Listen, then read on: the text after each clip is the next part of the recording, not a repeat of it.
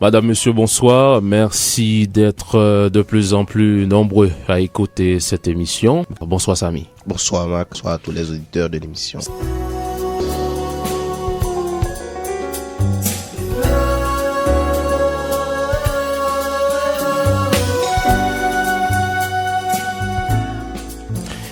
Bonsoir, c'est la 3e fois que le livre Constitution et lutte de pouvoir en Haïti du professeur Claude Moïse est édité.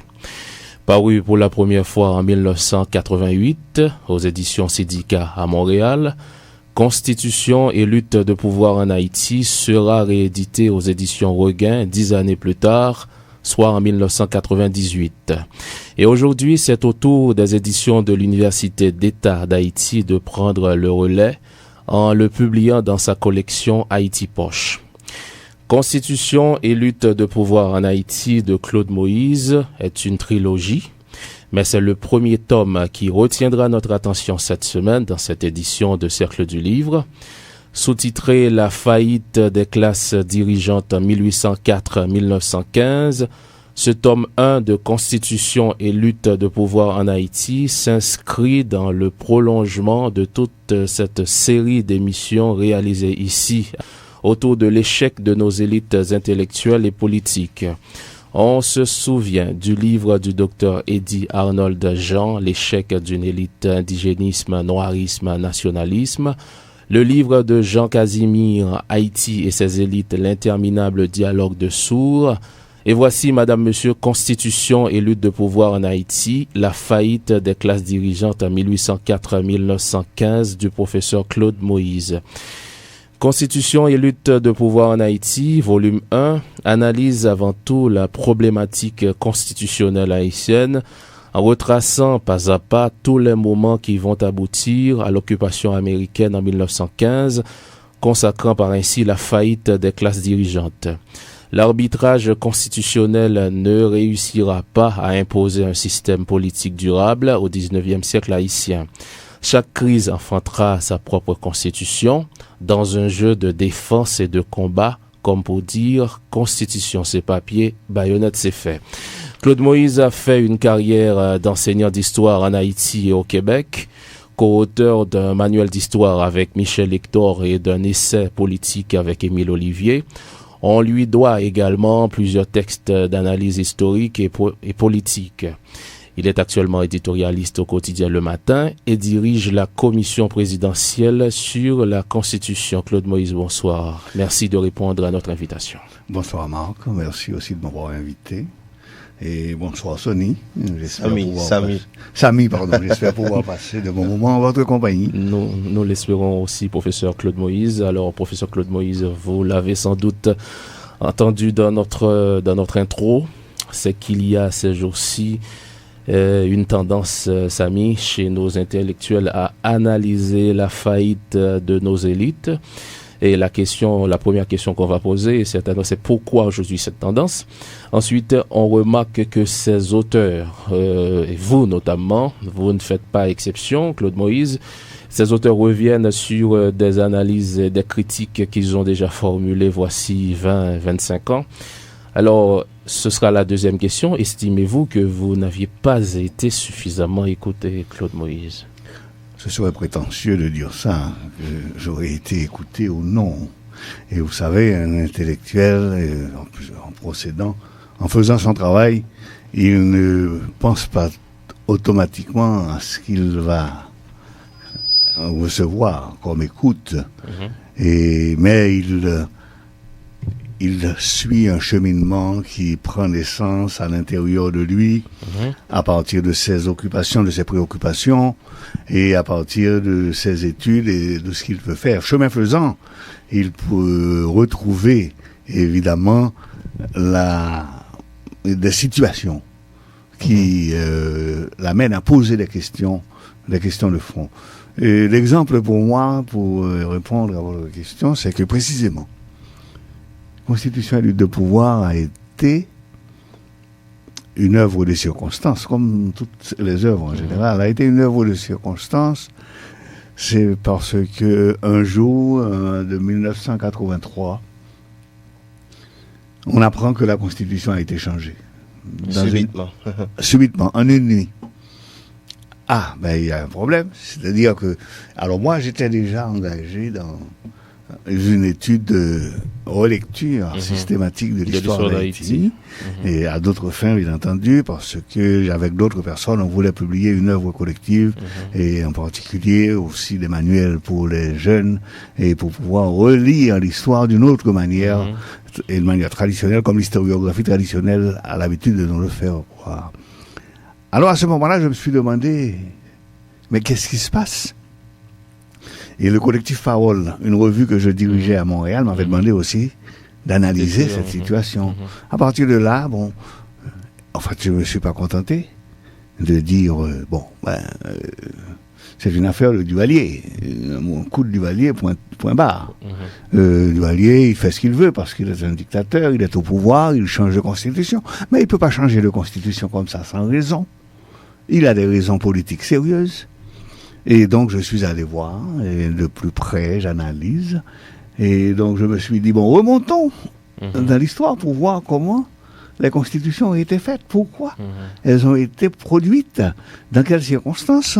Comme je sais qu'il n'y a pas d'acte politique gratuit, en étudiant l'histoire, je l'ai appris, je me suis dit, voici un acte politique important. Tout dictateur qu'il fut, Jean-Claude Duvalier a été obligé de le poser. Donc, il y a une situation politique qui fait qu'il le pose. En remontant, justement, j'analyse, chemin faisant, l'histoire politique, et je détermine dans quelle mesure les constitutions, ou en tout cas leur production, leur modification, constituent un facteur non négligeable parfois dans l'évolution politique, et que, contrairement aux idées reçues, à ce qu'on dit, honnête c'est fait, constitution c'est papier, c'est pas vrai du tout. Les constitutions ne sont pas que du papier. Les constitutions sont des choses absolument importantes et les gens se battent pour les constitutions quand il s'agit de les produire, quand il s'agit de légitimer les pouvoirs qu'ils conquièrent. Et l'histoire de notre pays à l'origine, justement, est marquée par une question constitutionnelle.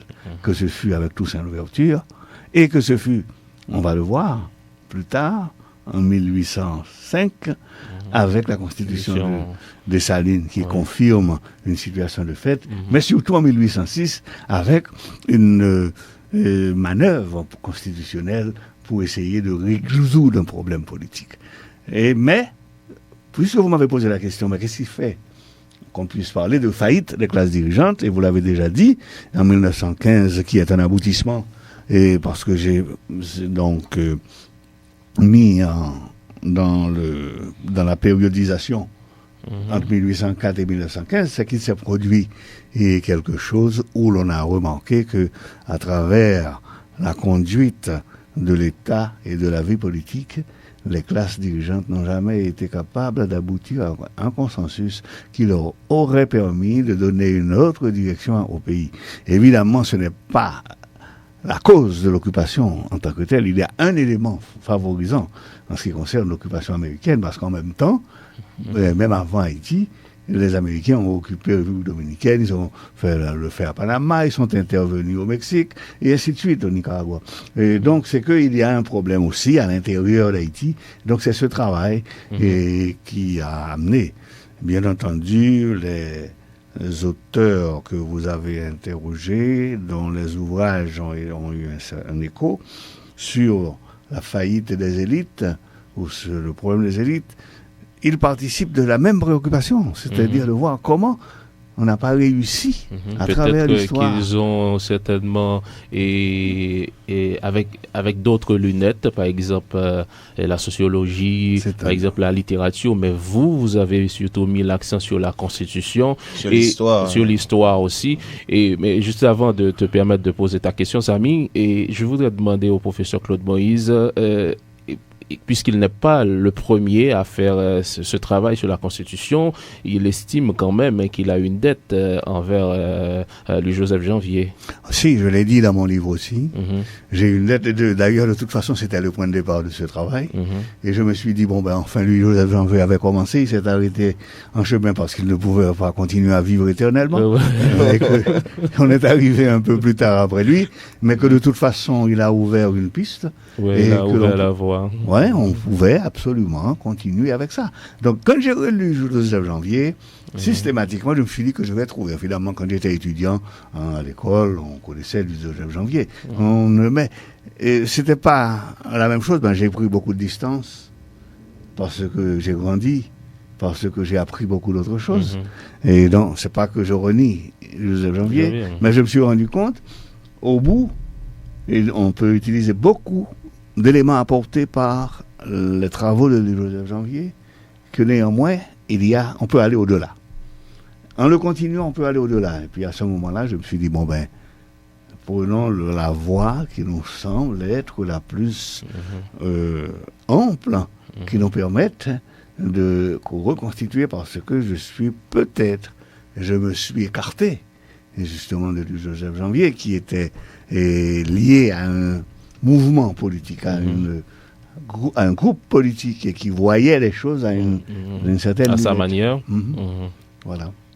Alors, professeur Claude Moïse, Constitution et lutte de pouvoir en Haïti, la faillite des classes dirigeantes de 1804 à 1915. Dans la première partie de ce livre, vous analysez les constitutions de 1805 à 1816. Il semble que ces constitutions-là n'ont fait que consacrer un régime, je dirais, présidentiel et même présidentialiste. C'est plus compliqué que ça. Ah bon? Ouais, vous y allez jusqu'à 1915, là? Oui. Oui. 1816, alors, de 1805 à 1816. C'est plus compliqué que ça, parce que entre 1805 et 1816, vous avez eu la Constitution de 1805, c'est entendu, mais aussi les deux constitutions de Christophe, 1807 et 1811, et la Constitution de 1806, avant d'avoir la Constitution de 1816. Donc vous avez une succession de régimes politiques qui étaient différents. Mais avant même la Constitution de 1805, il y avait le gouvernorat de Dessalines. C'était une forme de pouvoir personnel. Pouvoir personnel, mais qui était la continuation, justement, de ce que l'on connaissait comme organisation politique pendant la période coloniale, parce que Toussaint Louverture était un gouverneur. Et général, il a eu sa constitution de 1801, et elle a eu des prolongements dans les actes constitutionnels qui vont suivre. Néanmoins, entre 1805, donc, il y a une sorte de période de recherche, de tâtonnement, pour mettre en place un régime politique. Vous savez, nous sommes à une phase de construction d'un État nouveau.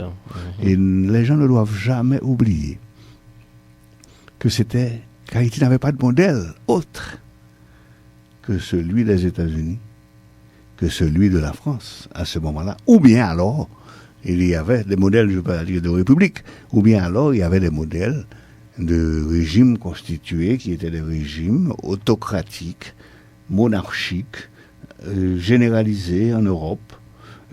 Ensuite, il y avait des colonies tout à tout. C'est la première colonie qui s'est affranchie d'une puissance coloniale dominante, et ensuite qui a réalisé une révolution. Donc ce n'est pas du tout pareil. Alors à ce moment-là, il s'agit de savoir comment organiser ce nouvel État. Sur quel modèle? Comment on va gérer? Et c'est là qu'on est passé de plusieurs modèles. Automatiquement, après l'indépendance, on a le gouvernorat. De Dessalines, gouverneur général à vie. Et ils ne se sont pas posé de questions, les libérateurs, les héros de l'indépendance. C'était légitime. Donc ils disent, on confie à Dessalines le pouvoir personnel absolu, avec le droit de désigner son successeur, avec le droit de faire, etc. Donc c'était ce que l'on connaissait et qui venait de Toussaint Louverture. Par la suite, maintenant, la crise qui va être provoquée, et puis Dessalines va finalement mettre en place une constitution, celle de 1805, qui confirme et qui le fait empereur. Voilà, on peut dire impériale. Oui, et ça par un mimétisme vis-à-vis de la France, mais pas par un mimétisme abject, mais par le fait que c'est la manière de répondre à Napoléon. Ça, c'est la manière de répondre à la France. Pour dire à la France que nous sommes sur le même pied que vous.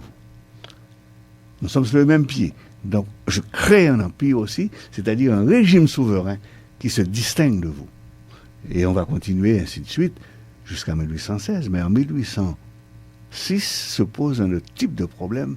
Maintenant, le renversement du gouvernement de Dessalines va poser la question de la réorganisation de l'État. Qui va prendre la suite? Qui va faire quoi?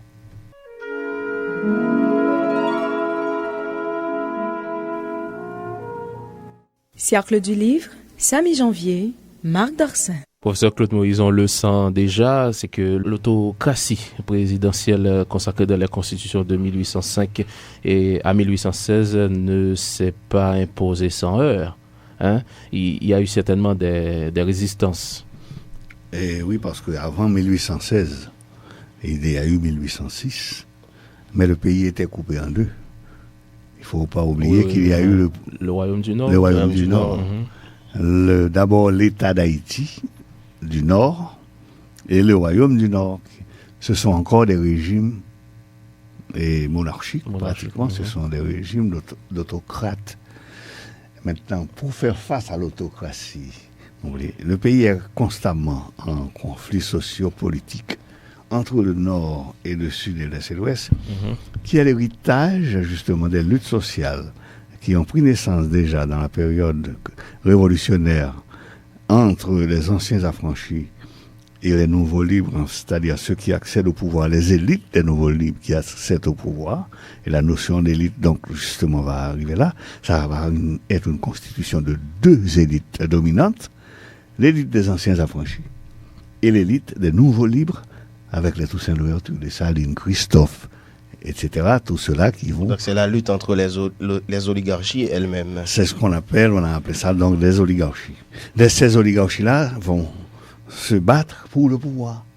C'est-à-dire il faut occuper le pouvoir parce qu'il y a des intérêts à défendre. Il y a des intérêts à défendre, il y a des terres à occuper, il y a la légitimation des biens, et des légitimations des biens, mais aussi le pouvoir, l'accès, la conquête, l'accès aux nouveaux. Ce sont des nouveaux riches, ce sont des nouveaux propriétaires. Les anciens esclaves, ils n'étaient pas propriétaires de quoi que ce soit. Donc, ils héritent des habitations, qui ont des intérêts à défendre, qui ont donc une légitimation à faire faire, mais en même temps une société à organiser. Et c'est là que la question politique va être surdéterminante, c'est-à-dire va prendre une importance considérable. Qui est-ce qui va légitimer l'accès aux terres laissées vacantes par les propriétaires, sinon que le pouvoir politique? Mais pour que le pouvoir politique puisse le faire, il faut l'occuper. Il faut que les gens occupent ce pouvoir-là, sous une forme ou sous une autre, empire. Non seulement il faut l'occuper, mais après il faut légitimer ce pouvoir. Oui, il faut l'organiser, donc c'est ça, de l'organiser, légitimer, d'où les constitutions se succèdent. Mais en même temps, il faut stabiliser l'ensemble du pays, parce qu'il n'y avait pas que les élites, il y avait aussi les masses des travailleurs qui avaient leurs propres revendications et qui n'étaient pas voués à rester tranquilles, à rester en place. Donc on a eu donc cette situation où il fallait trouver le modus. Comme les élites ne pouvaient pas s'entendre entre elles, et comme ils n'arrivaient pas à pouvoir prendre, l'une ou l'autre n'arrivait pas à prendre le dessus, on a connu une période de division assez prolongée. Christophe dans le nord, Pétion dans le sud, c'est-à-dire entre 1806 et 1816, ça fait 10 ans. Mais Christophe est mort en 1820. Et donc finalement, la constitution de 1818 précède la mort de Christophe. Et la constitution de 1818, qui était la première forme de républicanisation de l'État d'Haïti, véritablement, cette constitution-là est le fruit de la réflexion, de l'expérience que les gens du Sud ont faite du pouvoir, parce qu'ils avaient produit avant une constitution, celle de 1806, qui était destinée à brider Christophe. Oui. Ou c'était une constitution... C'est le coup du Parlement. C'est ça, c'est le Sénat qui avait tout le pouvoir. Le président n'avait rien du tout. Donc et les sénateurs pouvaient être pris un peu partout et on pouvait s'arranger pour que l'on ait la majorité au Sénat. Ouais. Et donc tout le problème se pose à ce point. C'est une forme de doublure. Oui, on appelle ça doublure un peu abusivement, mais c'est pas... disons que c'est la manière. Ce sont les stratégies de pouvoir. Ça va retourner aussi contre Pétion. Oui. Ça va retourner aussi contre Pétion, puisque j'ai rien dans le Sud. Et plusieurs de ces classiques dans l'Ouest et le Sud, donc n'acceptent pas aussi la manière dont Pétion gère l'État, et Pétion n'accepte pas non plus la dictature du Sénat. Et donc le conflit va éclater entre eux, au point où déjà dès 1807 à 1808, la Constitution de 1806 a déjà pratiquement volé en éclats. Il est resté là de non. Mais le problème qui fait qu'on n'a pas résolu le problème politique constitutionnel dès maintenant dans l'Ouest, c'est parce qu'il y avait la guerre entre le Nord et le Sud, le Nord, l'Ouest et le Sud. De telle manière qu'il a fallu attendre un moment où on se rend compte, parce que quand Christophe a proclamé sa royauté en 1811, Pétion a pris donc ses distances et dit aux gens, il est devenu le seul autocrate, même si la Constitution de 1806, et le Sénat avait déjà disparu, pratiquement, n'était pas opérant. Il y en a qui sont partis, qui ne sont pas revenus, il n'y a pas d'élection, etc. Jusqu'à ce qu'on fasse les élections en 1816, et donc Pétion maintenant met en place une commission constitutionnelle qui, à petit doigt, a pensé un nouveau régime politique qui est à l'origine du régime présidentiel en Haïti. Oui, mais quand même, j'ai senti, Samy, je ne sais pas si tu as fait la même remarque, un jeu de yo-yo entre le pouvoir, entre les mains de l'exécutif et le Parlement. Tout à fait, oui. Dès le début de notre histoire, on peut constater ça. Dès la Constitution de 1806. Bien évidemment, avec Dessalines et Christophe, la question ne se posait pas. Parce que ce sont vraiment des régimes forts et autocratiques. Mais Dessalines est fort dans le nord et l'ouest, Christophe est fort dans le nord et l'Artibonite, Christophe est fort dans l'ouest, et en réalité, c'est limité. Et c'est pourquoi le pays va être divisé géographiquement comme ça. Mais c'est pas seulement une division géographique plate, c'est une division géographique sur la base des forces concentrées par les différentes élites, l'élite des anciens libres et l'élite des nouveaux libres. Alors par la suite, maintenant, le jeu dont vous parlez, le jeu de yo-yo, va se produire dans l'Ouest, surtout chez Pétion, et dans l'Ouest et le Sud, entre le Sénat et la présidence. Et finalement, c'est la Constitution de 1816 qui rétablit le régime autocratique. Pas un régime autocratique, c'est un régime présidentiel fort. Évidemment, on peut toujours parler de l'autocratisme présidentiel. Alors, en général, quand on fait allusion à l'autocratisme, quand on parle de l'autocratisme, on fait allusion en général à des régimes monarchiques aussi. La royauté, l'empire, etc. Mais l'autocratisme présidentiel, la Constitution de 1816 a accordé des pouvoirs considérables au président. C'est là la base même du pouvoir de ce que j'appelle le présidentialisme pur et dur. Autrement dit, dans ce présidentialisme, et vraiment le pouvoir total presque attribué au président de la République pour faire ce qu'il veut, les chambres législatives, la Chambre des députés en particulier, parce que le Sénat, à ce moment-là, n'était pas organisé sur la base du Sénat que nous connaissons aujourd'hui, mais la Chambre législative, qui était le lieu véritable. Mais ça ne veut pas dire que en ce moment-là, une opposition ne s'est pas dessinée et développée au sein de la Chambre. Et ce qui est remarquable, c'est que malgré l'autocratisme présidentiel dont on peut parler ici, c'est que l'opposition a pu se développer à l'intérieur de la Chambre. C'est-à-dire qu'on n'a pas eu une sorte de dictature absolue, comme on en a connu sous Duvalier, où une personne ne peut pas parler, ne peut pas parler contre le gouvernement. Tandis que là, il y avait des interventions, et surtout des gens du Sud. Et même même dans la pratique de ce pouvoir, il ne faut pas oublier que 3 ou 4 fois, même en 3 fois, on a chassé de la Chambre des représentants des députés de l'opposition qui faisaient opposition sur la question de la liberté du commerce, ou en tout cas sur toute autre question liant le rapport entre l'exécutif et le législatif. Et plusieurs députés ont été chassés. Mais ces députés ont été chassés et ont été réélus par le peuple. Oui, ça a été réélus par les mandats. Et plusieurs fois. Et jusqu'en 1843, c'est-à-dire au moment où on va foutre le régime à l'air. Ouais, et pendant que vous y êtes, la Constitution de 1843 a vu l'explosion libérale. C'est exact. Alors là, et on ne peut pas ne pas relier tout ça à la maturation de la question politique et de l'opposition. La maturation de l'opposition, dont je viens donner quelques éléments dans le travail réalisé par les députés de l'opposition en Chambre, systématiquement, qui demandait des modifications de la Constitution pour donner plus de latitude et plus de pouvoir à cette partie, à ces gens de la Chambre qui se battaient pour pouvoir obtenir d'autres concessions, des concessions, ou qui défendaient des points de vue.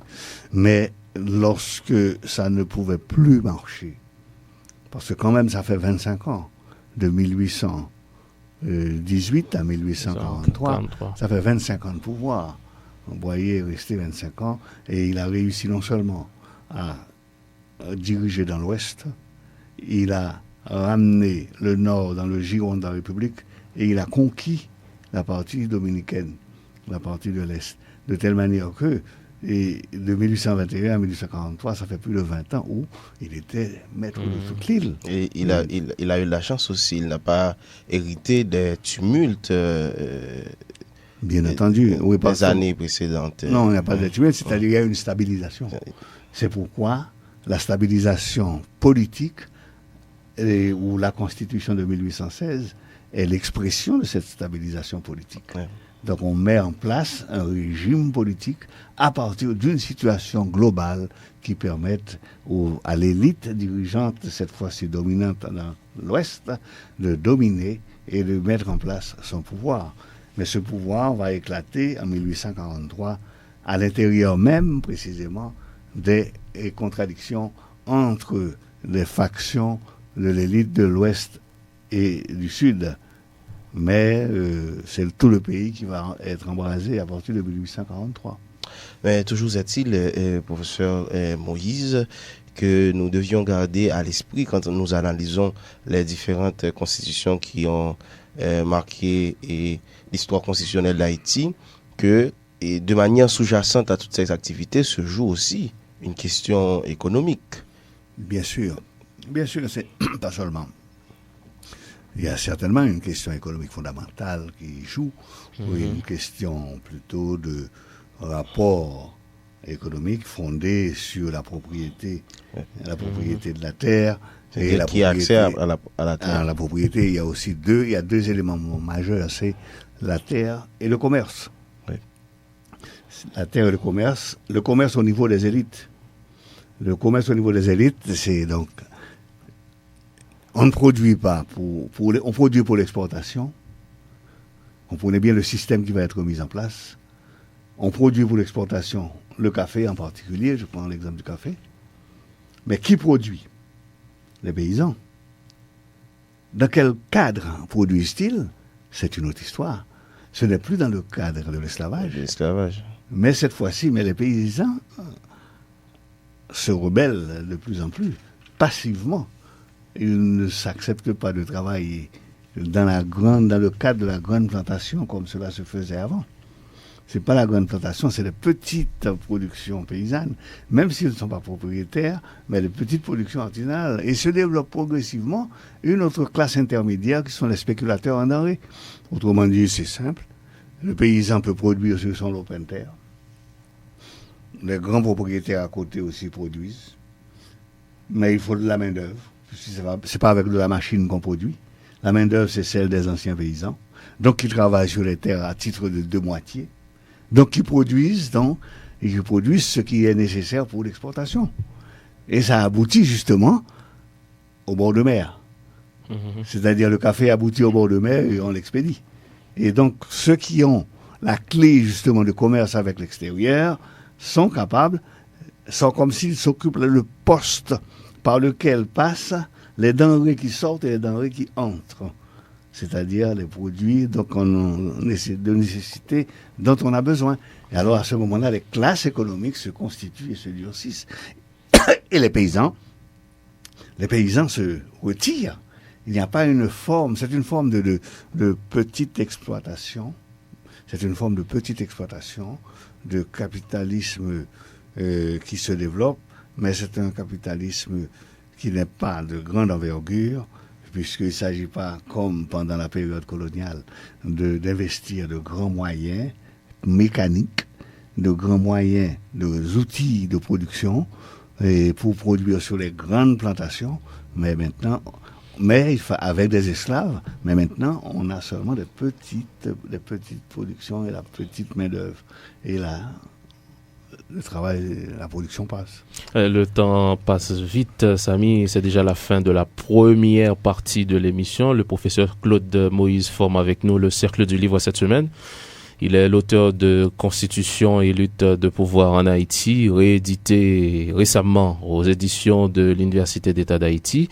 Ce livre est présenté en 3 tomes, mais c'est le volume 1 qui retient notre attention aujourd'hui à l'émission. Il est sous-titré « La faillite des classes dirigeantes 1804-1915 ». On revient dans quelques instants.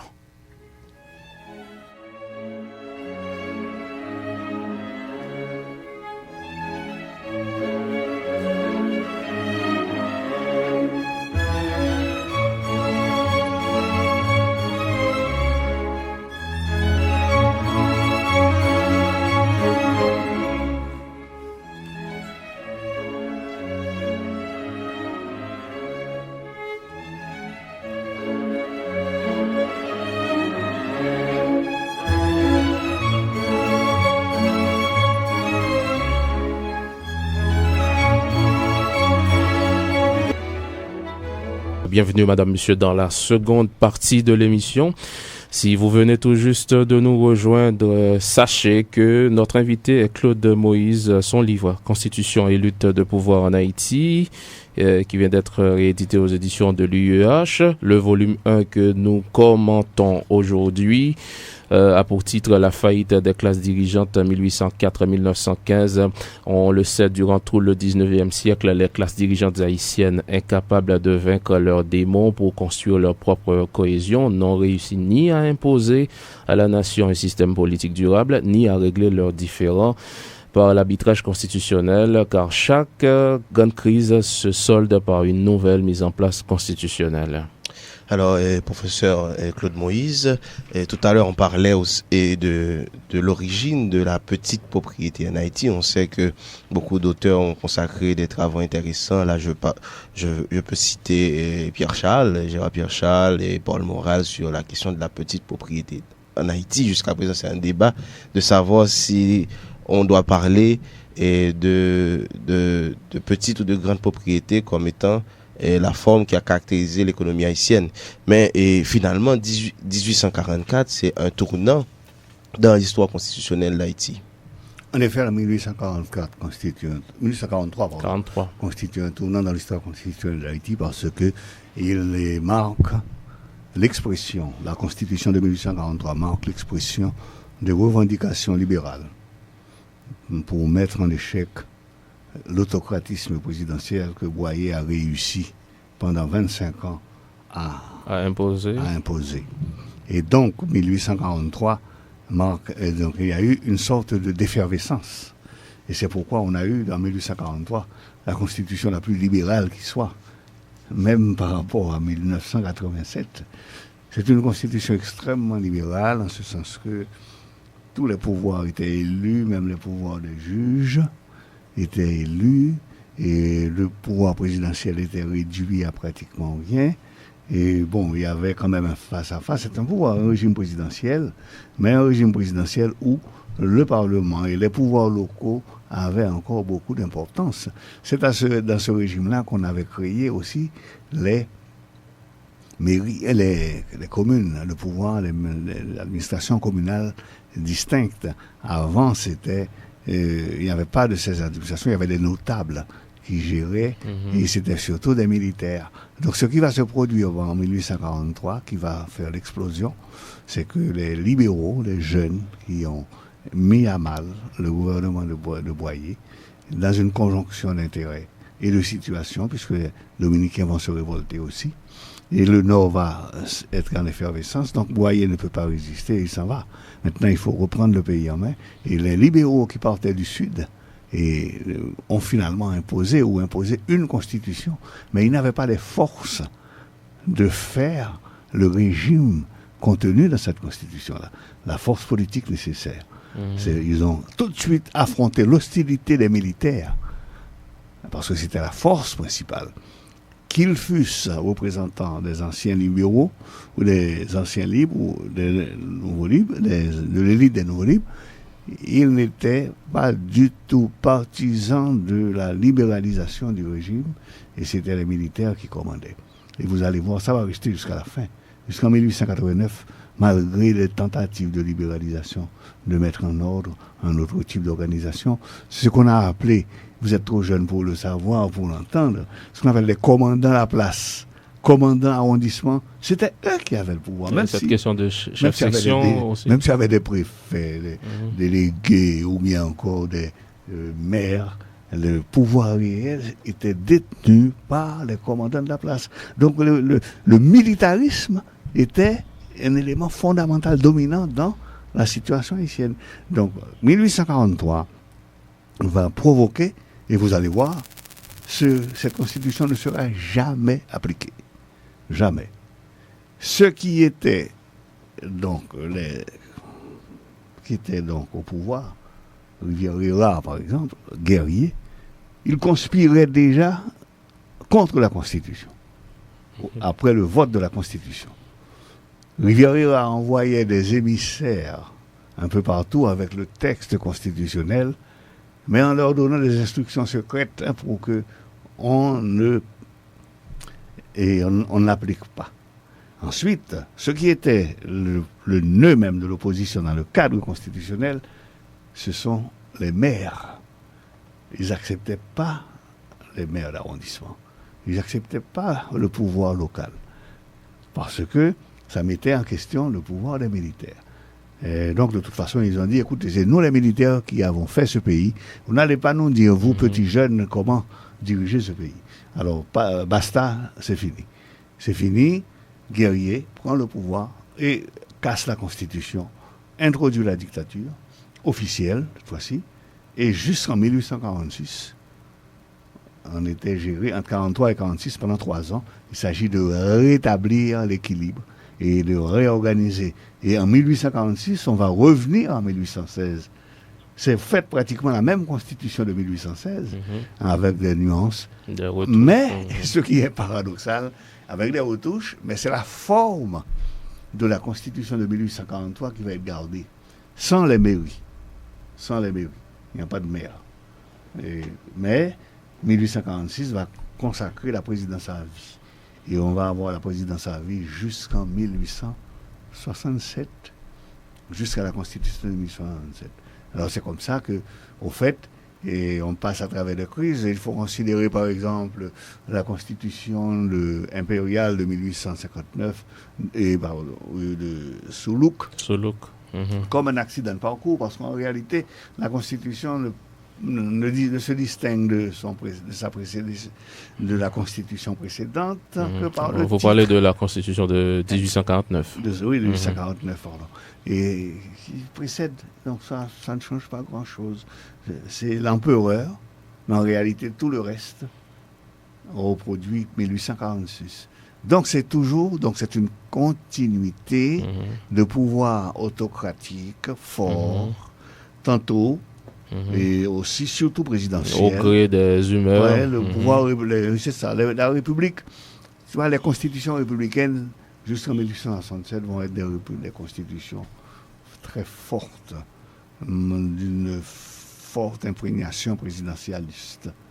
Le pouvoir, d'abord, le président est à vie, il n'y a pas d'élection. Il y a seulement des élections pour les parlementaires. Et donc, ça pose des questions de relations. Mais Soulouk a dirigé en dictateur absolu, donc peu importe.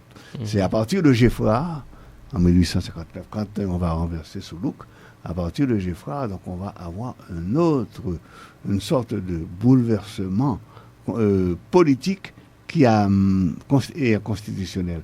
Et Geffrard, quand il va quitter le pouvoir, en 69, quand il va quitter le pouvoir, mais ce n'était pas une dictature aussi forte que celle de Soulouk. Et il y avait quand même une tentative de modernisation de la vie politique. Et sous Geffrard, il y a une tentative de modernisation, et Anténor Firmin l'a bien montré dans son livre La République d'Haïti et les États-Unis. Et il y a une tentative, mais la Constitution a son avantage. C'était une Constitution, il gardait le pouvoir à vie, et c'était un président fort. Même si le Parlement aussi avait son mot à dire et jouissait des prérogatives, des attributions qui lui étaient reconnues par cette Constitution. 1967, c'est un autre tournant. Exactement. 1867, c'est un autre tournant, en ce sens que après le départ de Geffrard,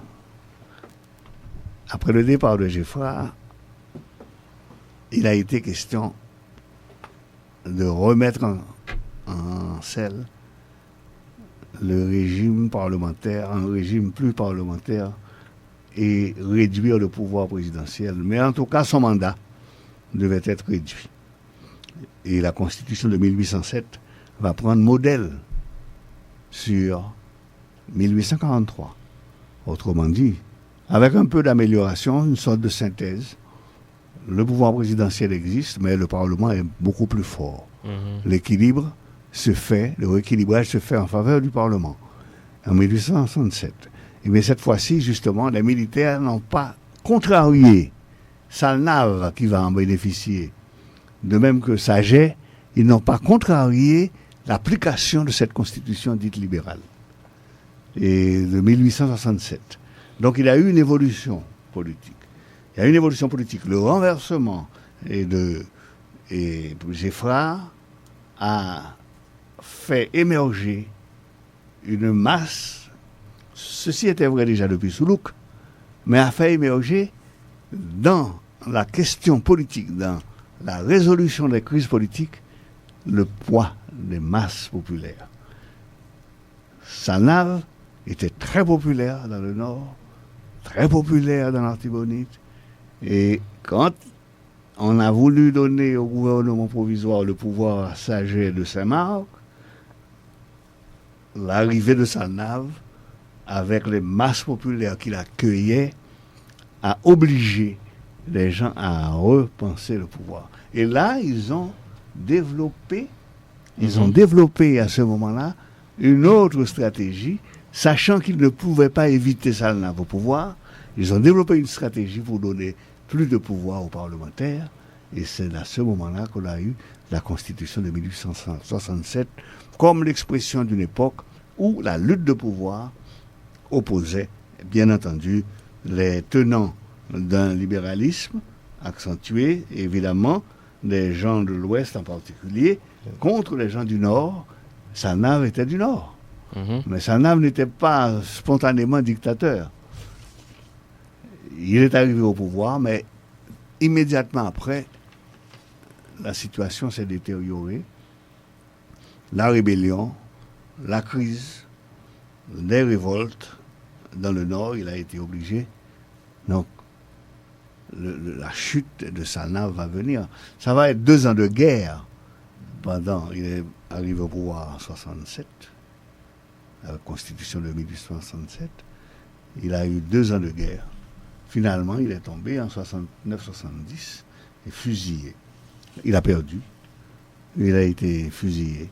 Et donc, on va voir se développer dans toute sa splendeur cette Constitution de 1867 à partir de l'accession de Nissage Saget au pouvoir en 1870.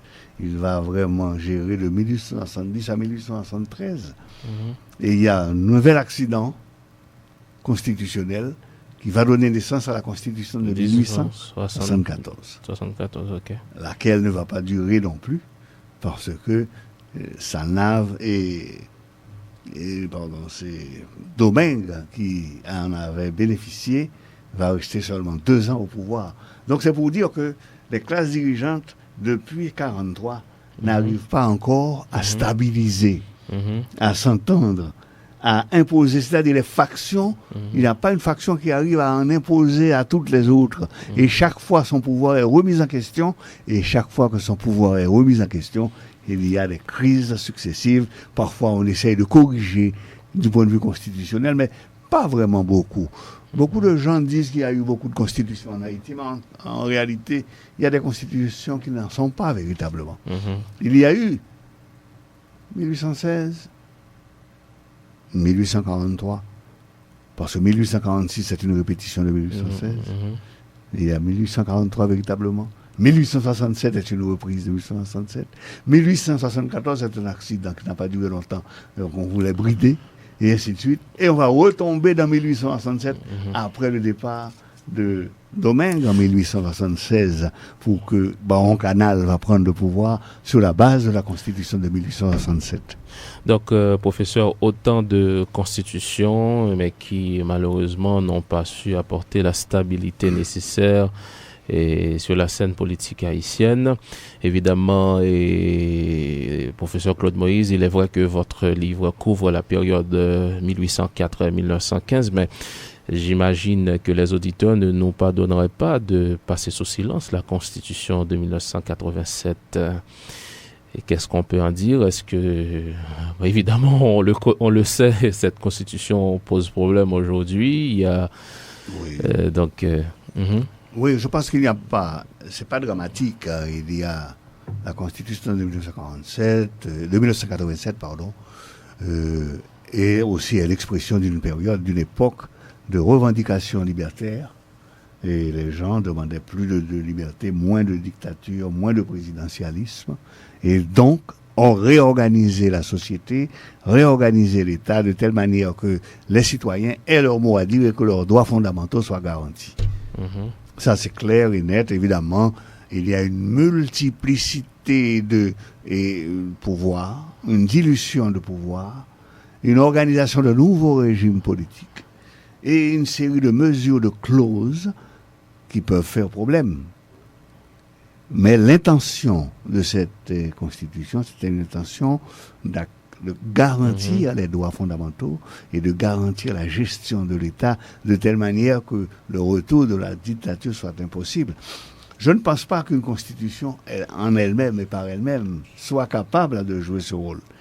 En réalité, et Constitution et autre chose, c'est une question, et pouvoir, c'est une question de rapport de force. Une question de rapport de force, et comment on peut arriver, c'est la légitimation du pouvoir, mais on légitime un pouvoir, pas nécessairement par une constitution, parce que on peut avoir une belle constitution, respectée, mais il n'y a pas de résultat pour les services, les problèmes que vit le peuple. Il n'y a pas de résultat. Donc la légitimation ne se fait pas. Tout comme on peut vivre de régime sans constitution, mais qu'il y ait des résultats, eh bien là, il y a une légitimation par les réalisations de ce régime. Mais la Constitution de 1987, généreuse comme pas une, est venue avec une forme de particularité et ça pose problème. Et c'est justement le travail que nous sommes en train de faire pour faire proposer des modifications de telle manière que les amendements facilitent une application beaucoup plus souple, une application beaucoup plus fluide. sans que l'on remette en question véritablement ce qui fait le fondement même du régime politique. On allait justement y arriver, mais pendant que vous y êtes, professeur, c'est que vous êtes, on le sait, et vous êtes à la tête d'une commission de réflexion sur la Constitution. Donc, cette commission présentera éventuellement ses recommandations, et qui sait, il s'agira peut-être, est-ce qu'il ne s'agirait pas d'une autre de proposer une autre constitution? Et dans ce cas, Claude Moïse, ne craignez-vous pas de participer vous aussi à cette tendance de renouvellement incessant de nos constitutions que vous avez dénoncée dans votre livre, justement? Bon, il faudrait reprendre deux affirmations. Un, il ne s'agit pas de refaire une constitution. Absolument pas. Il ne s'agit pas de proposer la réécriture. Et deuxièmement, il y a des corrections historiques à faire en ce qui concerne le rôle des constitutions dans les crises politiques. Maintenant, en ce qui concerne aujourd'hui, ce qui se passe, c'est que normalement, c'est un respect de la Constitution qui amène à faire des propositions.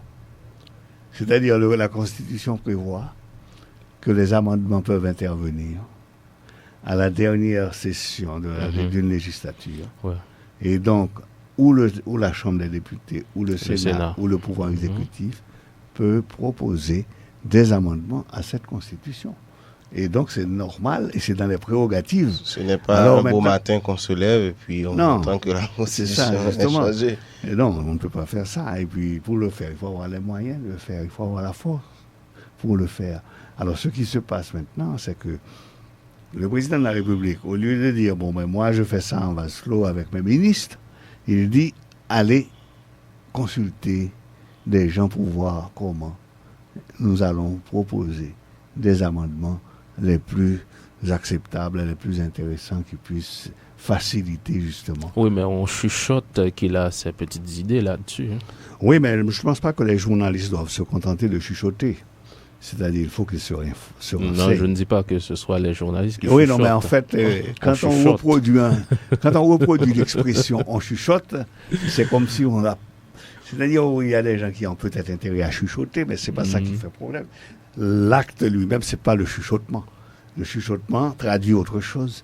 Mais lorsqu'on parle, les gens doivent se dire, qui peut faire ça? Il faut expliquer. Qui peut faire ça? À quel moment tu peux le faire? Et comment? Qui va décider? Qui peut faire ça? Je viens de le dire. À quel moment on va décider? À la dernière session. Et qui va décider? Ce sont les parlementaires. Right? Mais aussi, quoi changer? Pardon? Quoi amender? Oui, quoi amender, parce que... Mais il y a des gens qui pensent, qui ne sont pas des moindres, et qui sont aussi des spécialistes en matière de constitution, des juristes, qui pensent qu'il est absurde de vouloir amender une constitution qui n'a jamais été appliquée. Oui, même je pense aussi qu'il est absurde de ce qui est juriste, d'un juriste, de dire une chose pareille. Ah oui, il est absurde de dire, ou en tout cas peut-être qu'il n'a pas une lecture politique et historique de ce qui s'est passé. S'il y a une lecture historique et politique de ce qui s'est passé, vous dites une constitution qui n'est jamais appliquée, mais nous sommes dans cette constitution. On n'a pas eu. Il n'a jamais eu de CASEC dans les constitutions antérieures. Il n'a jamais eu la SEC. Il n'a jamais eu de Premier ministre. Il n'a jamais eu d'expression ou d'exercice du pouvoir législatif comme on le connaît. Il y a beaucoup de choses qui sont appliquées dans la Constitution. Il y a le CEP, on n'a jamais connu ça dans les constitutions intérieures.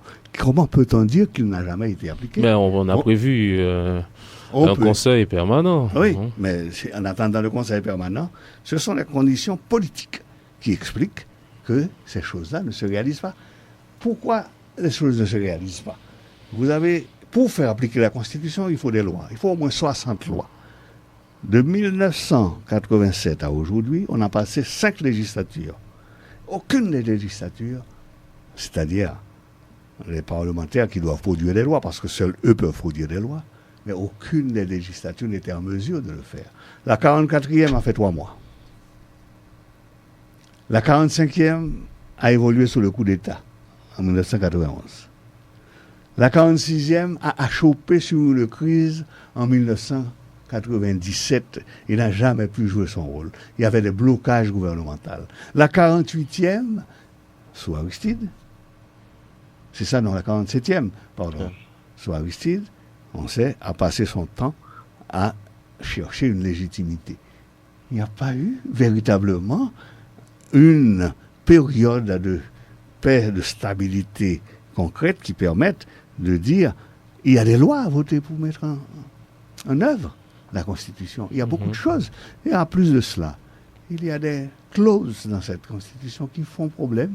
Et ces clauses-là vont toujours faire problème. On n'a pas besoin d'être grand clerc pour comprendre que, si pour nommer un Premier ministre, il faut passer par 4 chemins pour nommer un Premier ministre, et que ça peut prendre un temps infini, et que le Parlement est libre de faire ou de ne pas faire, eh bien, on n'a pas besoin d'être grand savant pour savoir que c'est une clause de blocage et que le dysfonctionnement institutionnel peut être retrouvé là. Il y a beaucoup de clauses comme ça. Si vous me dites que vous nommez les juges par les assemblées départementales, ça pose un problème.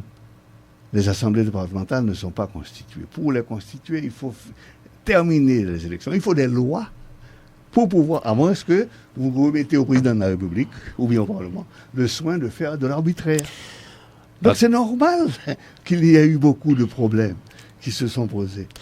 Alors, à quand le rapport de la commission que vous dirigez, Claude Moïse? Vendredi de la semaine prochaine. Vendredi de la semaine prochaine. Monsieur. Ah, c'est une très bonne nouvelle.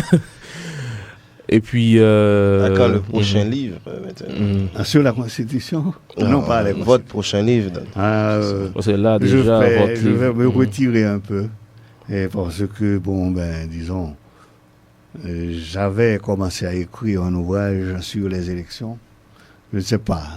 S'il y a quelque chose à faire, c'est ce que je vais continuer. Parce que déjà, terminer. Constitution et lutte de pouvoir en Haïti, ça date déjà de 21 ans. Hein. Oh oui, mais j'ai écrit d'autres livres après. J'ai écrit plusieurs autres livres. Ouais. Le dernier, date de 2003. Qui est un livre collectif sur le dictionnaire historique de la Révolution haïtienne. Mais avant ça, c'est de livres personnels, Claude Moïse. Ouais. Oui, des personnels, j'ai écrit en 2002, j'ai écrit en 2001, 2002 sur le pouvoir législatif dans le système politique haïtien. J'ai écrit La Croix et la Bannière, ou la difficulté pour mettre en place un régime démocratique en Haïti. Ça en 2002. Donc j'écris, c'est depuis qu'en 2004, 2005 que... Vous vous retirez peu à peu? Non, mais au fond, parce que j'étais engagé aussi beaucoup dans le journal Le Matin. Ah, ok.